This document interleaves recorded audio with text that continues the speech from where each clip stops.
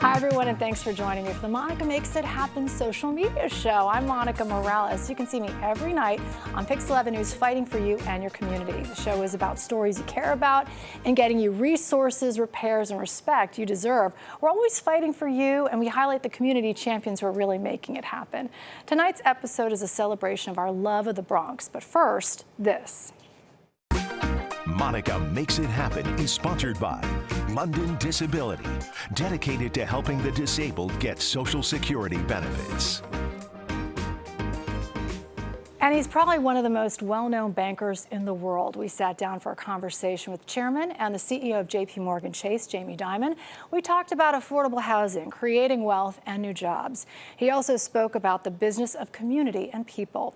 We met him at a new Bronx community branch on 3rd Avenue in the Bronx. He's hoping it'll help a community historically underserved by financial institutions. Dimon grew up in Jackson Heights, Queens, and says there's something about doing business at home. I believe in hard work. I believe in purpose. I am a New Yorker, which means I probably have a certain type of personality. Jackson Heights, right? I'm Jackson Heights, born and bred. And is it good business to be inclusive and to have community banks that look like the communities that they're in? Yeah, absolutely. So we are inclusive. You know, I tell people, if you work for us, I want everyone who works for us to be happy here, to feel challenged, to be welcomed, to be treated properly, be treated, whoever you are.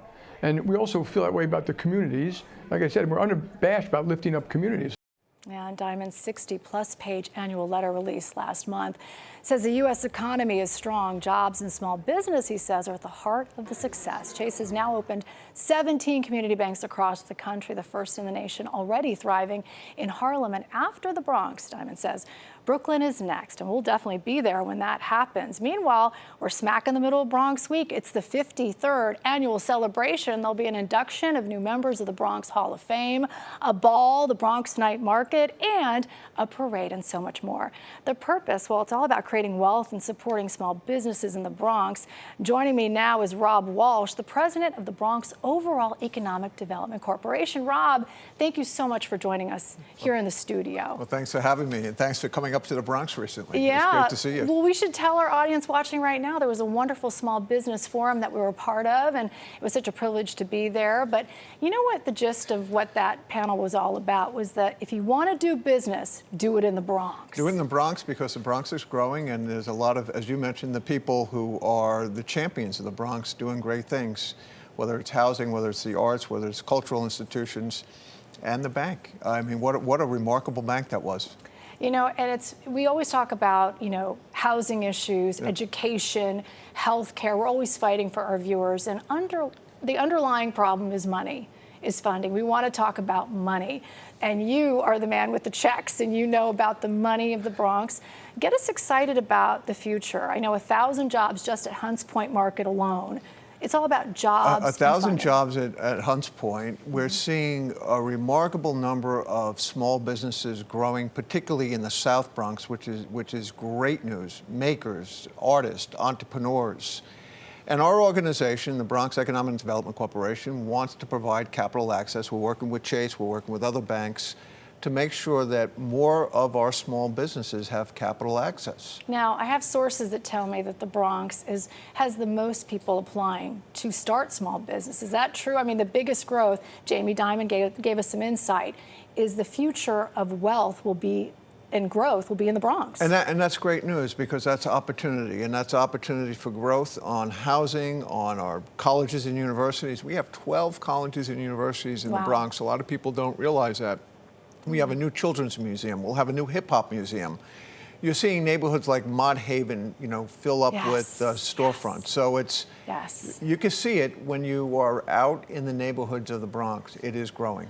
Yeah, and now we're in the middle of Bronx Week, so much excitement, but there's also a lot of small business events happening. Tell me, there's a competition of some sort? Yeah, you know, by the way, Bronx Week, they fooled me. It's not Bronx Week, it's Bronx Month. I know, it does seem to start as a week, and then it's 2 weeks, and then it's 3, then it's a month, now it's a whole year. Yeah, it is, and we kicked it off this week, and we will have a competition called the BX Factor. It'll take place at the Cathedral of Baseball, which is Yankee Stadium. Right. We have 5 finalists. It'll be our version of Shark Tank, where we will pick one person and we will give them a $10,000 check. And you know, the purpose of that is to highlight the entrepreneurs, the small businesses, the legacy businesses that are making the Bronx their home and wanting to grow in the Bronx, and also that are tied to the communities.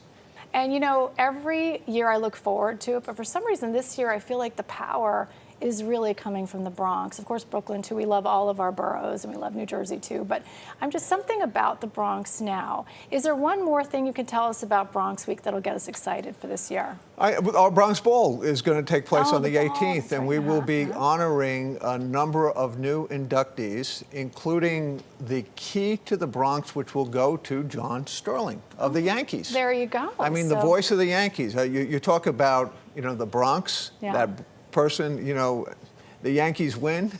I can't say it the way he does, but that's pretty exciting. Well, again, Rob, thank you for joining us. Yeah. I always like to hear about, you'll come back, right, and tell us. I would love to come back, and I love when you come back to the Bronx. Yes, so and maybe we can partner, because I know you have so many different programs, especially for small businesses. I'd love to partner with you for our show. We certainly do. Give some checks away. I'll do that too. Okay. But let's get out to those neighborhoods. That'd be great. Did you hear that? We got that on camera, everybody. Thank you, Rob Walsh, for joining us again from the Bronx. And thanks, everybody, for watching. If you want to watch more of our full interview with Jamie Dimon, the 11 questions in 11 minutes, it's really good, right, Rob? You bet. You can get all the details on Bronx Week as well. It's on my social media pages at Monica Morales TV. And you can also go to our website at pix11.com/Monica. And don't forget to watch my next Monica Makes It Happen TV show. That's Monday, May 27th at 4:30 p.m., just before the news. We're going to have exclusive affordable housing listings with the city, some celebrities. So get ready, and of course, a lot of surprises too. You can also watch me every night right here on Pix 11 News